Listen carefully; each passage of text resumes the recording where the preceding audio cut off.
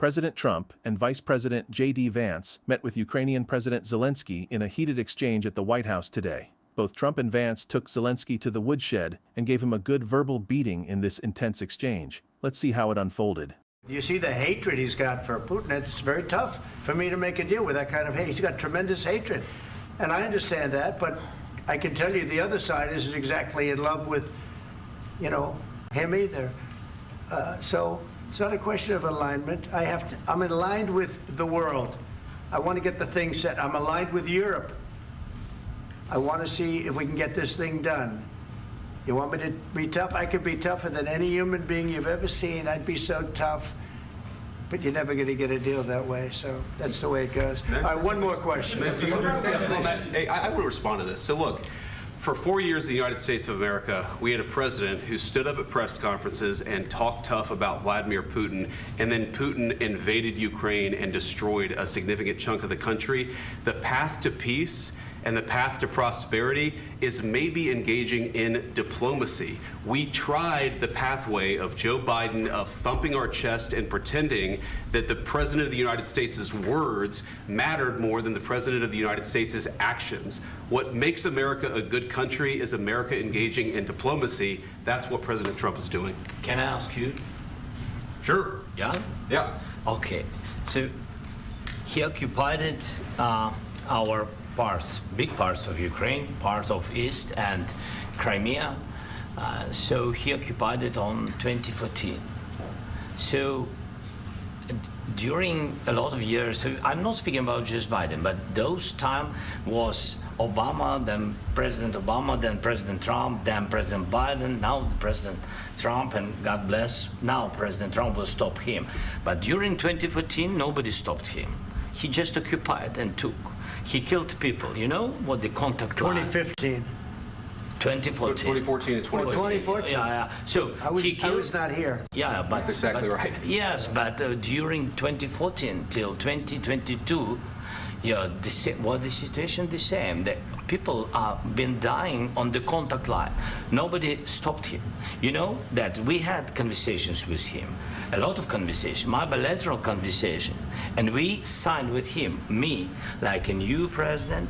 In 2019, I signed with him the deal. I signed with him, Macron and Merkel, we signed ceasefire. Ceasefire. All of them told me that he will never go. We signed him with gas contract. Yes, but after that, he broken this ceasefire. He killed our people, and he didn't exchange prisoners. We signed the exchange of prisoners, but he didn't do it. What kind of diplomacy, J.D., you are speaking about? What do you mean? I'm talking about the kind of diplomacy that's going to end the destruction of your country. Yes, but if you Mr. President, with respect, I think it's disrespectful for you to come into the Oval Office and try to litigate this in front of the American media. Right now, you guys are going around and forcing conscripts to the front lines because you have manpower problems. You should be thanking the President for trying to bring an end to this conflict. Have you ever been to Ukraine that you say what problems we have? I have been to. Come once. I've actually watched and seen the stories, and I know what happens is you bring them on a propaganda tour, Mr. President. Do you disagree that you've had problems bringing people into your military? And do you think that it's respectful to come to the Oval Office of the United States of America and attack the administration that is trying to prevent the destruction of your country? A lot of questions. Let's start from the beginning. Sure. First of all, during the war, everybody has problems, even you, but you have nice ocean and don't feel now, but you will feel it in the future. God bless. You don't know that. God bless. God bless. You will not have a war. Don't tell us what we're going to feel. We're trying to solve a problem. Don't tell us what we're going to feel. I'm not telling you. Because you're in no position to dictate that. That's exactly what you're doing. You're in no position to dictate what we're going to feel. We're going to feel very good. You will feel influence. We're going to feel very good and very strong. You will feel influence. You're right now not in a very good position. You've allowed yourself to be in a very bad position, and he happens to be right about it. From the very beginning of the war. You're not in a good position. You don't have the cards right now. With us, you start having cards. Right now, you don't. You're playing cards. You're playing cards. You're gambling with the lives of millions of people. You're gambling with World War III. You're gambling with World War III. And what you're doing is very disrespectful to the country, this country, that's with back all to respect to you, your far country. more than a lot of people said they respect. should have. Have you said thank you once? This A lot entire of meeting? times. No, in this Even entire meeting, today. have you said thank Even you? today. You went to Pennsylvania and campaigned for the opposition in October. Offer some words of appreciation for the United States of America and the president who's trying to save your country.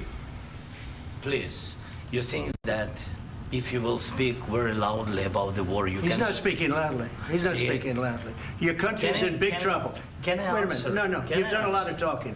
Your country is in big trouble. I know. You're not winning. I know. You're not winning this. You have a damn good chance of we are coming out staying, okay because of Mr. us. President, we are staying in our country, staying strong from the very beginning of the war. We've been alone, and we are thankful. I said thanks You haven't in been this alone. cabinet. You and haven't not been only alone. in this cabinet. We gave you, through I this said stupid thank you. president, $350 billion. You voted we gave for you your military president. equipment, You and you voted men for are your brave, but they had to use our military. What about if you didn't have You our invited military me- equipment, you invited if me you to didn't speak- have our military equipment, this war would have been over in 2 weeks. In 3 okay? days, I heard it from Putin. In 3 days, this is something Maybe new. less. In 2 weeks, of course, yes. It's going to be a very hard thing to do business like this. I tell you. Just say thank you. I said a lot of times that thank you accept to that- American people. Accept that there are disagreements, and let's go litigate those disagreements rather than trying to fight it out in the American media when you're wrong. We know that you're wrong. But you see, I think it's good for the American people to see what's going on. I understand, sir. I think it's I very understand. important. That's why I kept this going so long. You have to be thankful. You don't have the I'm cards. thankful. You're buried there. Your people are dying. tell you You're again, running I low know. on soldiers. Don't- Listen, don't, please, you're running Mr. low on President. soldiers. It would be a damn good thing. Mr. And President. then you tell us, I don't want a ceasefire. I don't want a ceasefire. I want to go and I want this. Look, if you could get a ceasefire right now, I tell you, you take it so the bullets stop flying and your men stop getting killed. Of course, we want to stop the war. But you're I saying said- you don't want a ceasefire. But I said to you, I want a ceasefire. with guarantees. Because you'll get a ceasefire faster than an agreement. Ask our people about ceasefire, what they think. That wasn't doesn't with matter me. for you what- That what wasn't this with me. means. It That was wasn't with with you. a guy named Biden who was not a smart person. This That is was your, with, this that was is with your Obama. president. It was your president. Excuse me. That was with Obama, who gave you sheets, and I gave you javelins. Yes. I gave you the javelins to take out all those tanks. Obama gave you sheets. In fact, the statement is Obama gave sheets and Trump gave javelins. You got to be more thankful, because let me tell you, you don't have the cards. With us, you have the cards.